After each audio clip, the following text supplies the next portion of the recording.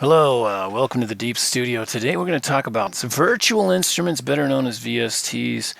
And I mean, it's like every day I get an email from like Plug-in Boutique or everybody has got a new synth. It's like the new synth. You know, here's the thing. I'm old enough to remember just, putting duct tape on the bass drum to like mute it out so we could record on reel-to-reel cassette tape in the garage. Okay, and for me, there's just too many bells and whistles. And this actually came up. There was a very, very well-known YouTuber did a video having to do with diva sounding analog based on trimming function. Diva is a good synthesizer, don't get me wrong. But as far as I'm concerned, the way I work, it's a preset browser. It really is. And this has to do with the amount of shit on it. I'm specifically going to be comparing Diva to the Legend. Now here's the thing. When you are making your sounds for your tracks, you're going to fall into two categories. One category is you build your sound from scratch. You're excited about having it in your track because you created that sound yourself. That's me. That's who I am. The producer I am. Love the gear. I don't like perfection is horrifying to me. Sine waves are, if you're going to do a deep bass tone, like a sine wave is powerful. Quantizing is powerful. But automatic? No way. And so I can't get into that digital side. Now, the whole idea of creating music on a computer, I detested. I didn't want anything to do with it. I'm like, that, man. Because I remember 1980s Casio drum machines, very quantized and the shittiest samples you ever heard. And it's like the inability to unquantize that was horrifying to me. But it's not like that anymore. And I don't know if you saw last week's video, we talked about humanize, the humanize feature. When you hit a note on a keyboard,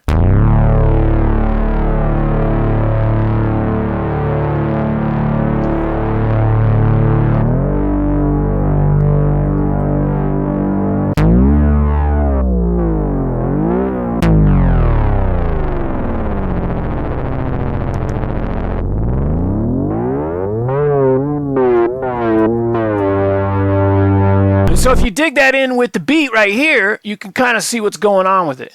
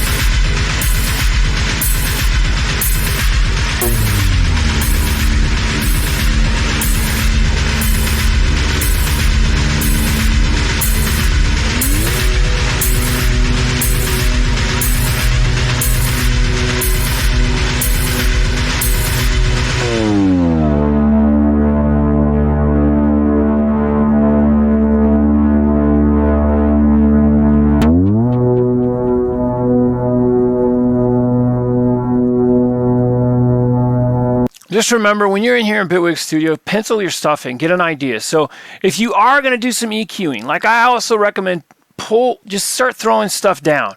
Start the sketch. Do not get into EQing. But if you're EQing something because you're trying to kind of give it its character in the particular idea, you might need to throw a couple of transient shapers on there.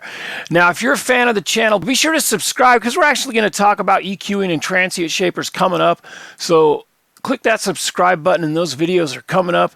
But I got to know you guys want them. Please leave the comments what you want as far as I've been recording a shitload of stuff in the Deep Studio, but I'm probably never going to cut it up and put it out just because I it's sitting in the editor, you know, and I just can't find the time to do it. So the Jam and Rant is basically going to happen once a month. It's going to be a jam and a rant of kind of what's going on, you know. And so this time we're talking about the difference between the legend and the diva, okay? And that's basically what this whole tutorial is about. My brain kind of flying all over the place. I'm not going to make you sit through an hour. I'm not going to make you sit through an hour and a half. You know, between the day job and getting stuff done outside, I haven't had a lot of chance to actually come in here and cut up these tutorials and work on music production. But something I did want to talk about is the difference between the legend and diva, kind of comparing these two synthesizers. You can see that diva, I do not even have a license for. This is a demo version of diva. You can even hear the cracklies.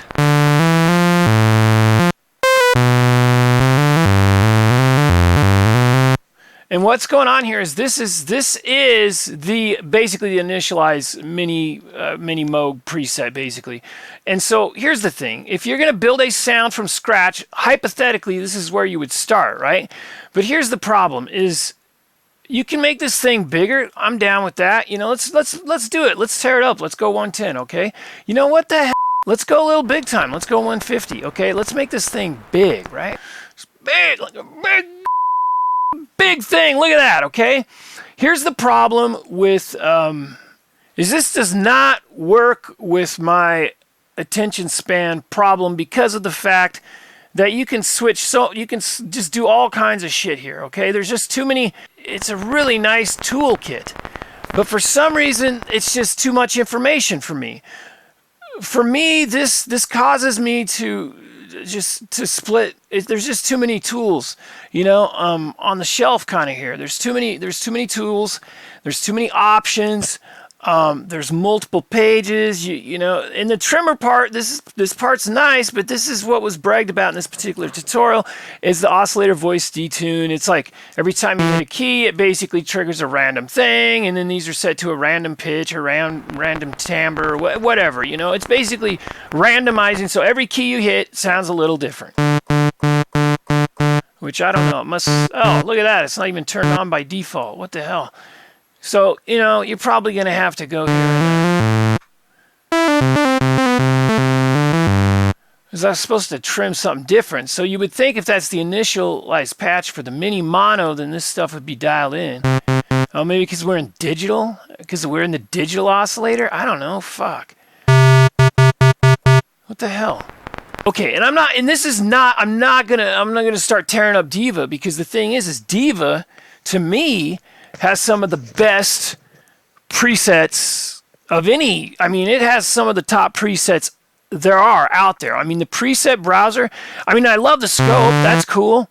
You know, and the trimmers, I like the idea here. But the fact that you can switch these oscillators out, it's just, to me, whenever I open up Diva, and like I said, I don't own it. I've not forked out money for this. The presets are almost good enough. But for me, it's like I have to be able to program it, because the presets on Diva might be worth the money. They're insanely good presets. But that goes back to what I was saying earlier. For me, if I go flipping through presets, I just feel like what I'm composing doesn't have as much worth or something. And I mean, that sounds crazy. But if you're not that type of person, if you're a person that likes presets, then definitely Diva is because Diva is insane. The presets in Diva are really good. If you're an analog preset person, Diva. If you're an analog design your own sounds person, then I highly recommend the Legend over Diva. But, you know, if you're going to design your own presets from scratch, this is the synth for you, the Legend. This is the best VST synthesizer out there. If you're gonna make your own sounds and you want an analog sense, nothing can beat the Legend. Nothing. And what I love about it is it's like, I like the potentiometers. I know what every single potentiometer on this synthesizer does. I know this synthesizer like the back of my hand. And guess what? It doesn't have 300 faces. It doesn't have so many options that constantly walking over you. You're in a constant kind of feedback loop, but you're not retaining any information because you got the feedback turned up too high, and it's just ringing out. And the next thing you know, you're getting 500 new synthesizers. You're getting 6 new synthesizers a year. And you're not willing to learn what every single potentiometer does. Design your own sounds. It's extremely rewarding. And this is the synthesizer to do that. Now, what's great about the Legend, it's modeled analog and it works analog. And for me, I can visualize circuitry underneath this faceplate. Now you can turn this thing around and you do have a couple of effects. You have delay and reverb, which is in my opinion the most fundamental 2 effects you need for sound design. Granted, you could use third party. You know, the analog gear, they were starting to incorporate reverb and delay on some of those sets, okay? And we're actually going to play it real quick. Here, let me play a note for you here using the Legend.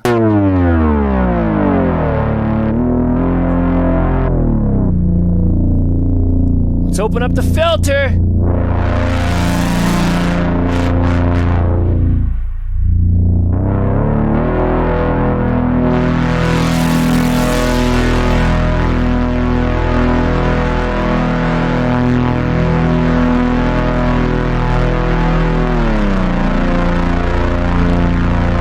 So here's the great thing. The fact is, normally you'd be like, okay, where's my modulation matrix? Where's my modulation? I want to drag and drop. How do I you know, a lot of like modern producers see the Legend and they're like, it doesn't even have an LFO, man. It doesn't even have an LFO, man. I can't drag and drop my 15,000 point LFO to the filter frequency, man. Where's my modulation matrix, man? It wasn't like that. Back in the day, you know, voltage had to travel between the circuits, okay? And so they fundamentally made things smarter. What they do here is they give you the LFO, but it's the oscillator. So you're like, what the fuck? You'll notice on each one of these oscillators, there's a low, okay? If you click this all the way down the low, this becomes an LFO. Okay, you'll see every single oscillator is exactly the same in the Legend. That's another thing that I love about it. I love just the balance of the signal through the synth as it pushes it, and it gives you all the little analog bells and whistles that you need for something with voltage traveling through it, for sakes, you know? And so what they decided to do with the Legend is they decided to give you everything you need, okay? Not a bunch of you don't need, okay? And the great thing about this particular modulation control up here is you have your glide and then you have your mod mix. Your mod mix is basically your mod wheel. If it's turned up, this is activated. If it's turned down, it's not going to have any effect. So if you're messing around with your modulation, you can't get stuff to modulate, make sure you got your MW all the way up, your mod wheel. That's how things used to work. Basically, old synthesizers, they'd have 2 states. So you could just simply turn that wheel and get 2 different states of the synthesizer. And the great thing, it's a dry wet. You can kind of go in between, you know.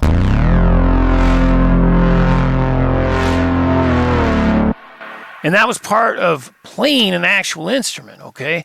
Now, how this is going to work is if this mod wheel's up all the way, then it's going to activate this mod mix. Now, right now, this is set to oscillator 3, which, as you remember, we set it down to low. And so that turned it into an LFO. Now, if you go around to the back here, oscillator 3 sync, you want to turn that on. What that's going to do is if that's off, and you turn your semi here, it's going to give you, you know, frequency values. But if you flip this around and turn this on, now it's going to give you beat divisions. And so that's what that switch does. It's very powerful.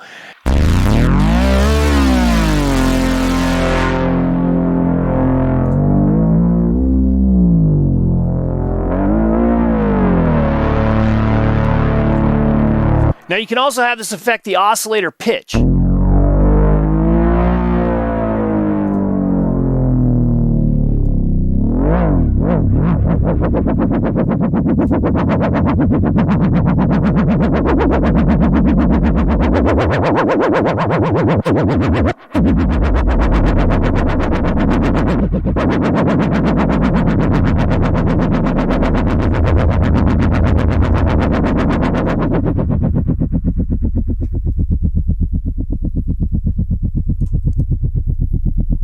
It's a helicopter, but here's the thing, you have your reverb back here. Let's check out the effects. And I mean, I'm not a big effects person, but if you turn the effects on, you turn your switch on. The effects are great because you have a switch with a bright red LED. You can tell the effects are on. It's a nice little toggle switch. The effects are on. You flip it around.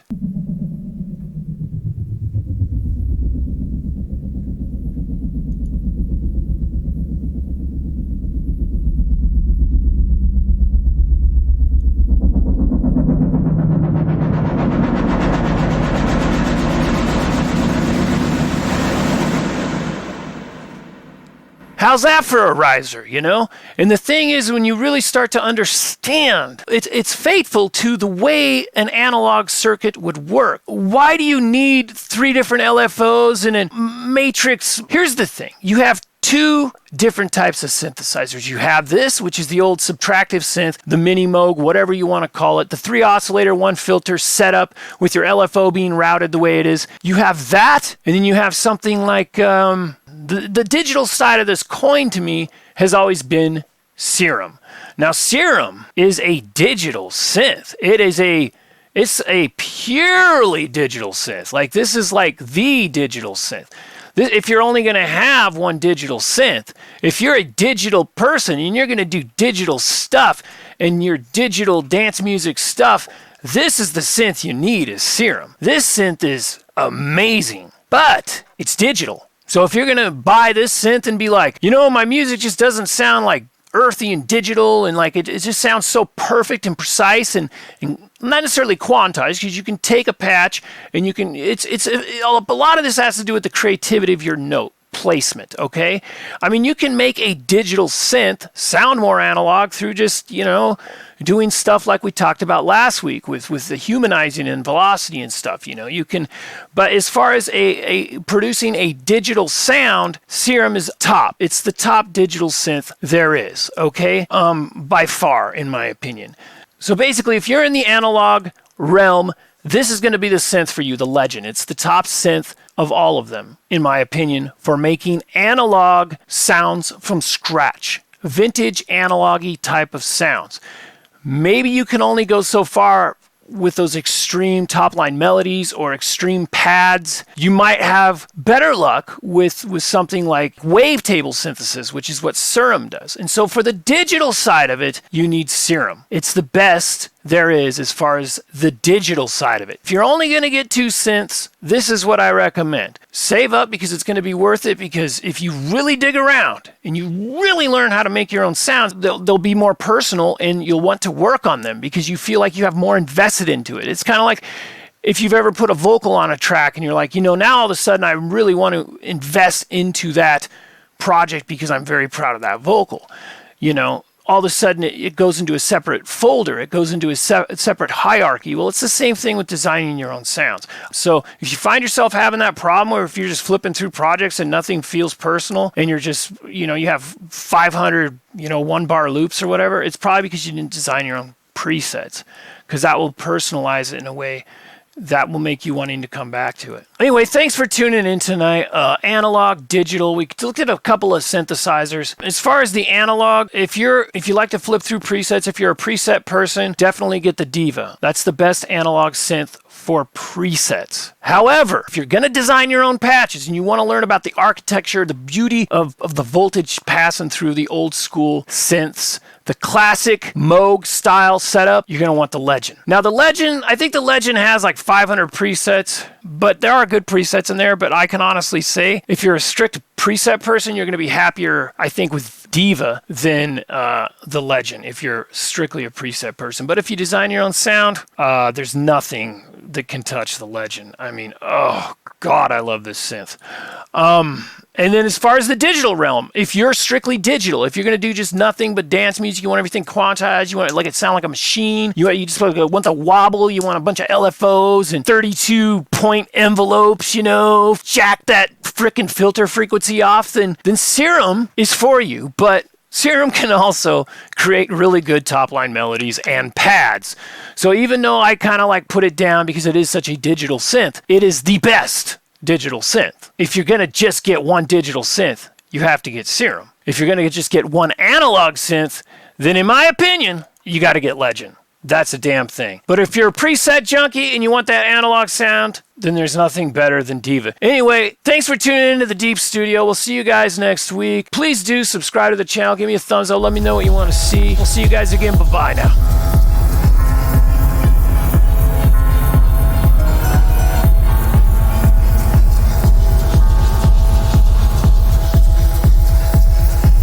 All right, so that's where we're at. That's where we're going to keep this track right here.